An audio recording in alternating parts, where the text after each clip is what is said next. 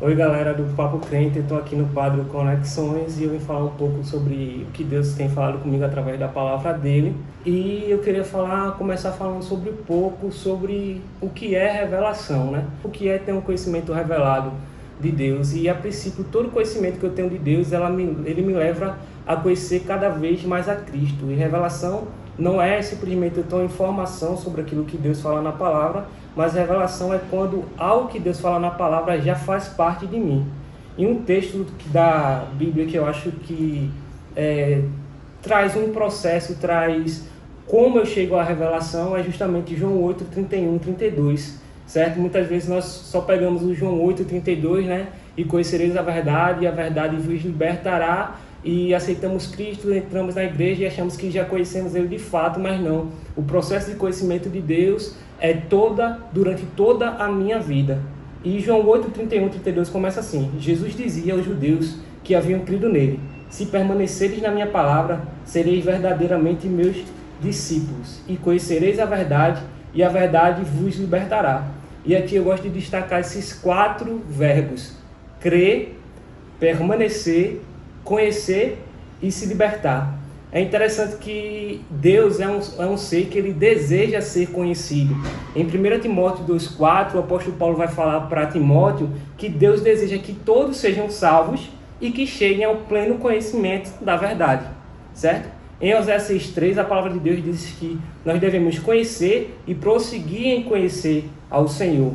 E interessante que nesse versículo de Oséias 6,3, a palavra conhecer, conhecimento, é uma palavra em hebraico que se chama iada, que justamente não se trata apenas de um conhecimento intelectual, não é algo somente com a minha mente, mas sim algo que muda a minha vida, é algo com a mente e com o coração, que é uma das promessas que se tem no Antigo Testamento para a Nova Aliança, que Deus diz que eu vou escrever a minha lei não só na mente deles, eu vou escrever na mente e no coração. E é justamente essa crítica que Jesus faz aos fariseus, porque os fariseus eles honravam a Deus com os lábios, mas o coração deles estava distante, ou seja, eles até intelectualmente sabiam o que Deus queria, mas eles não conseguiam colocar isso em prática. Então, se eu fosse definir o que é revelação, para mim a revelação é quando Cristo é formado em mim. Eu acho que a gente tem que ter uma consciência de discípulo que nós somos a fonte de vida eterna para aqueles que ainda estão bebendo água de poço. E assim como Jesus Cristo revelou o Pai, o desejo de Deus é que filhos maduros possam chegar a revelar essa paternidade para outras pessoas que ainda não conheceram a Deus. E nesse processo de conhecimento, eu consigo perceber que um dos maiores empecilhos de nós aprofundarmos mais no conhecimento de Deus é a idolatria. A gente tem um conceito muito errado sobre o que é idolatria ainda, mas o que eu quero te dizer, irmão, que a idolatria vai muito além do que é imagem. Idolatria é algo que já faz parte de dentro de mim, do meu coração. Em Colossenses 3,5, o apóstolo Paulo vai dizer: fazei, pois, morrer a vossa natureza terrena. Aí ele começa: prostituição, impureza, paixão lascívia, desejo maligno e avareza, que é idolatria. Ou seja, ele definiu a avareza como uma idolatria. No capítulo 7 de Marcos, Jesus vai dizer, confrontando os fariseus, né, que os fariseus vão dizer para ele que ele e os discípulos dele comiam sem se lavar, comiam sem praticar um ato exterior de purificação, de lavar as mãos. Jesus vai dizer que aquilo que torna impuro não é algo que vem de fora, porque o que vem de fora vai para um lugar escuro, certo? Entra em mim e vai para um lugar escuro. Mas aquilo que torna impuro é justamente o que está no coração, os maus pensamentos, a avareza, os homicídios, os adultérios, são coisas que partem do meu coração. Então, a idolatria é muito algo que está dentro de mim. Aquela imagem que está fora é somente uma exteriorização. Eu gosto do episódio de Êxodo 32:2, que é o episódio do bezerro de ouro, que começa assim: vendo que Moisés demorava para descer do monte, o povo juntou-se em volta de Arão e lhe disse: levanta-te, faze para nós um Deus que vá à nossa frente, porque não sabemos o que aconteceu a esse Moisés, o homem que nos tirou do Egito. Eu acho que interessante é que essa vontade de ter um outro Deus, de criar uma imagem, não partiu simplesmente de ter a imagem, partiu do coração, porque eles faze para nós um Deus que vá à nossa frente, ou seja, algo que já partiu do coração deles, porque Moisés demorava no monte. Essa construção da idolatria da imagem foi com algo que Deus deu a eles. Por exemplo, continuando nessa passagem, a gente vê que o bezerro de ouro foi construído com os brincos de ouro que eles tinham. Arão diz: tirem os brincos de ouro de você, e deu forma àqueles brincos, o ajuntamento daqueles brincos, que deu o bezerro de ouro. Mas se nós formos pegar a história do povo, esse ouro foi dado a eles quando eles saíram justamente do Egito. Ou seja, Deus, quando tirou eles do Egito, favoreceu eles para que eles pudessem sair com ouro e com prata. Mas só que aquilo que Deus deu ao povo, eles começaram a fazer idolatria disso, querer construir uma outra imagem. Em Colossenses 1, 26 e 27, o apóstolo Paulo vai falar o seguinte: o mistério que estivera oculto dos séculos e das gerações, agora todavia se manifestou aos seus santos, aos quais Deus quis dar a conhecer, qual seja a riqueza da glória desse mistério entre os gentios, isto é, Cristo em vós, a esperança da glória. Ou seja, riquezas da glória não é unicamente dinheiro, riquezas da glória não é o que eu tenho por fora, riquezas da glória, o apóstolo Paulo está dizendo que é o que eu tenho dentro, que é Cristo em mim, a esperança da glória. A partir de Cristo, que é a rocha, eu edifico a minha casa, e pode bater vento, pode bater tempestade, mas se a minha casa está edificada em Cristo, fundamentada em Cristo, eu sou um homem sábio, que eu não vou cair quando a tempestade vir. Nós conseguimos ver essa questão da idolatria também com o filho da promessa, que no caso é Isaac, o filho de Abraão. Quando Abraão tem um filho da promessa, o filho que ele tanto esperava, a palavra de Deus fala que o menino cresceu, foi desmamado, e Abraão deu um grande banquete no dia em que Isaac desmamou. No meu ponto de vista, Isaac era um menino muito, como eu posso dizer, idolatrado pelo pai, muito favorecido pelo pai. Tanto que em Gênesis 22, Deus chega para Abraão e diz: Abraão, traz teu filho para sacrifício. Mas qual é a lição que eu consigo tirar disso? Que Deus queria imprimir em Abraão um caráter de Deus nele.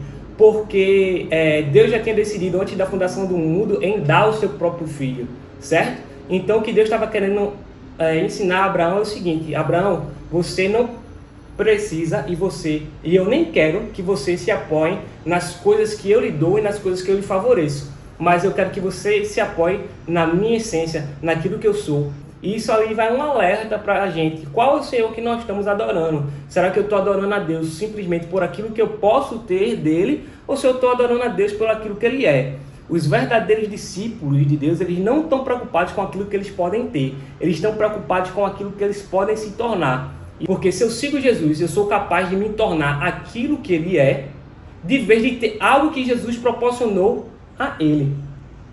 Outra questão sobre ir mais a fundo sobre o conhecimento de Deus, tirando essa questão da idolatria, é sobre a questão da intimidade e pureza, certo? Eu tenho uma vida de intimidade com Deus e tenho uma vida pura.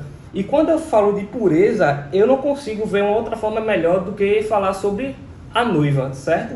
Em 2 Coríntios 11, 2, o apóstolo Paulo vai dizer: porque zelo por vós com o zelo de Deus, visto que vos tenho preparado para vos apresentar como virgem pura a um só esposo, que é Cristo. Irmãos, se Paulo preparava os irmãos de Coríntios para apresentar a Cristo como uma virgem pura, é porque ele tinha um receio dos irmãos se encontrarem despreparados. E Paulo não tinha só um receio com os irmãos, Paulo tinha um receio até com ele mesmo. Porque em 1 Coríntios 9:27, Paulo fala: eu esmurro meu corpo e o reduzo à escravidão, para que, tendo pregado a outros, não venha eu a ser desqualificado. A gente tem que trazer um elemento cultural. Como é que uma noiva se preparava na sociedade de Paulo, na cultura de Paulo, né? Que Paulo era um judeu, Paulo era um hebreu. A noiva se preparava justamente utilizando um véu. E esse véu demonstrava a pureza dela e que ela estava comprometida a um só esposo. Então o receio de Paulo era que a igreja ela não se tornasse uma igreja idólatra, imoral e prostituta. E aqui eu não estou falando de uma prostituição no sentido sexual. Porque entenda, Tiago 4,4 vai dizer: adúlteros, não compreendeis que a amizade do mundo é inimizade com Deus? Aquele, pois, que quiser ser inimigo do mundo, é inimigo de Deus. Ou seja, qualquer coisa que eu adore no mundo que vai ter mais prioridade do que a minha vida com Deus, ela é vista com Deus como um adultério, porque o relacionamento do povo de Deus com Deus é visto como um casamento entre a noiva e o noivo. Por isso que Jesus é o nosso noivo e a igreja é a noiva dele. A pureza não está só vinculada àquilo que eu faço, mas a pureza está vinculada aquilo como eu faço, qual a motivação que eu faço algo. Provérbios 21:4 vai falar: pecados são olhar arrogante e coração orgulhoso, lâmpada dos ímpios. Ou seja, o pecado está muito mais em como eu vejo o mundo, se é com uma forma consumista e exploratória, que é um olhar impuro, do que com a forma de conservar aquilo que Deus já criou. Bem-aventurado os puros de coração, pois verão a Deus. Mas essa bem-aventurança não é algo longínquo. Essa bem-aventurança é algo que os filhos de Deus vivem hoje. Porque se eu tenho um coração puro, eu consigo ver Deus nas habilidades do meu irmão. Eu consigo ver Deus na criação. Eu consigo ver Deus em tudo o que ele fez. Porque tudo é uma manifestação de Deus. O julgo desigual, certo? Que muita gente acha que o julgo desigual só acontece entre pessoas que estão na igreja, um tempo físico, com pessoas que estão no mundo. Quando na verdade eu posso encontrar um julgo desigual entre os povos irmãos. Vamos exemplificar. Vamos dizer que um irmão, um cristão, homem, ele quer casar com uma cristã, uma irmã, só unicamente para ter sexo, certo? E que essa irmã vai casar com ele unicamente porque ele é um homem que é bem financeiramente. E vamos trocar isso. Vamos dizer que é a mulher que é bem financeiramente e que ela só quer do irmão sexo, só para dizer que a gente não está sendo machista. O cerne, a motivação desse casamento está errada. E para Deus, mesmo que eles legalizem isso de forma civil e perante os líderes religiosos, isso continua sendo pecado. Porque isso é como se fosse uma prostituição, meu irmão. Só que de uma forma legalizada. Deus está mais interessado em relacionamento sincero do que em um relacionamento entre puritanos não convertidos. Se o intuito do casamento só for este, a gente vai continuar em pecado para o resto da vida. O casamento é algo que tem como propósito. Então, quando nós formos nos relacionar com alguém, a gente tem que ver qual o propósito, qual o meu sentimento e por que eu quero estar com aquela pessoa. Porque Deus está interessado com uma palavra em grego que se chama koinonia. Koinonia justamente significa comunhão, companheirismo e irmandade. E adentrando numa outra questão que ultimamente a gente escuta muito, né? Essa frase: vem para Jesus, que Jesus não é religião. Então, a primeira coisa que eu tenho que dizer sobre essa informação é que essa informação é um engano, essa informação é um erro, essa informação é um sofisma que tem adentrado através de nós. Então vamos aprofundar esse conceito. O que é a palavra religião? Etimologicamente, a palavra religião em sua origem significa religar, que tem o significado de reconciliar, de religar, de conectar novamente o homem com o divino. E olha só o que a palavra de Deus diz em 2 Coríntios 5:17, um texto que é muito lido entre a gente, 2 Coríntios 17 e 18. Portanto, se alguém está em Cristo, é nova criatura, as coisas velhas já passaram, eis que tudo se fez novo. Mas todas essas coisas procedem de Deus, que nos reconciliou consigo mesmo, por meio de Cristo, e nos confiou o ministério da reconciliação. Ora, se Deus nos reconciliou com Ele mesmo através de Cristo, e que um dos nossos ministérios é justamente reconciliar outras pessoas que estão distantes de Deus, e a palavra religião significa reconectar, reconciliar, é claro e é óbvio que Jesus é uma religião. Agora entenda, qual é a religião de Jesus? É a religião do Cristo, é o cristianismo. E essa religião de Jesus não está apegada a uma religiosidade, a um sistema religioso, certo? Existe uma diferença entre religião e religiosidade. Sobre religiosidade, Jesus era contra a religiosidade da época dele, a religiosidade pregada sobre os fariseus. Um dos papéis do sacerdote naquela época era ensinar a lei, certo? E receber as ofertas que as pessoas entregavam a eles quando elas pecavam. Só que com o passar do tempo, se tornou mais cômodo para o sacerdote não ensinar a lei, certo? E usufruir só dessas ofertas que as pessoas traziam, porque eles tinham o direito de ter uma parte dessa oferta, uma parte daquele animal que era oferecido, era dado para ele e dado para a família dele, certo? Então se tornou mais cômodo para o sacerdote não se aprofundar mais no conhecimento de Deus, certo? E ao mesmo tempo ele usufruía do pecado do povo. Profeta Jeremias vai dizer que os sacerdotes, né, eles curavam superficialmente o pecado das pessoas, dizendo que ia tudo bem, que tudo estava em paz, quando não estava tudo em paz. E com isso, eles usufruíam daquilo que as pessoas traziam para ele. E eu gosto de chamar isso, de denominar isso de algo que eu chamo de gigantes intelectuais e pigmeus espirituais. Esses gigantes intelectuais não são que eles sabem, são gigantes intelectualmente, mas no sentido que eles aparentam ser gigantes intelectualmente, mas que eles fazem com que as pessoas se tornem pigmeus espirituais. Para analisar essa questão, eu gosto muito da história de Davi e Golias, porque entenda, Golias era um gigante que estava ameaçando o povo de Israel, toda uma nação, certo? E quando Golias começa a ameaçar o povo, a nação, o exército de israelita, a palavra de Deus diz que o exército ficava com medo, ficava com pavor, ou seja, um gigante intelectual, aquele que demonstra saber, ele dita o comportamento das pessoas, certo? Como elas devem se comportar, certo? Qual o padrão que elas se devem comportar. E a gente vê na história de Davi que Davi chega, uma pessoa que não estava dentro do padrão, chega para destruir, para acabar com o gigante, para derrotar o gigante. Quando Davi vê a ameaça, ele diz: quem é esse incircunciso para desafiar o exército do Deus vivo? E a gente vê aí que Davi tinha uma consciência da aliança que ele tinha com Deus, da vida de secreto que ele tinha. Tentaram colocar até em Davi, o rei Saul tentou colocar nele a armadura do rei, e Davi disse: isso eu não vou com essa armadura, porque isso não sou eu, a minha identidade não é essa, certo? A minha identidade é outra identidade, eu vou dentro da minha originalidade. Então, irmãos, o cristianismo não está vinculado a um padrão, a um sistema de religiosidade. O que é um sistema de religiosidade? Você só fala conforme eu falo, você só se veste como eu digo, você não pode ir a uma outra congregação, a uma outra igreja, e você só lê o que eu lhe passo. No tocante a isso, o apóstolo Paulo vai dizer para Gálatas: vocês estão sendo insensatos, porque eu preguei Jesus para vocês e vocês estão se desviando para um outro evangelho. No tocante a isso, em Gálatas 5:1, Paulo vai dizer: para a liberdade foi que Cristo nos libertou, portanto, permanecei firmes e não sujeiteis novamente a um jugo de escravidão. Deus não te chamou para ser um robozinho, Deus te chamou para ser uma pedra viva. Outro aspecto do sistema religioso é o espírito de Babilônia, que a gente acaba saindo até do Egito, somos transportados, mas a gente acaba entrando logo na Babilônia. E o que é que caracteriza o espírito da Babilônia? Primeira coisa, entretenimento.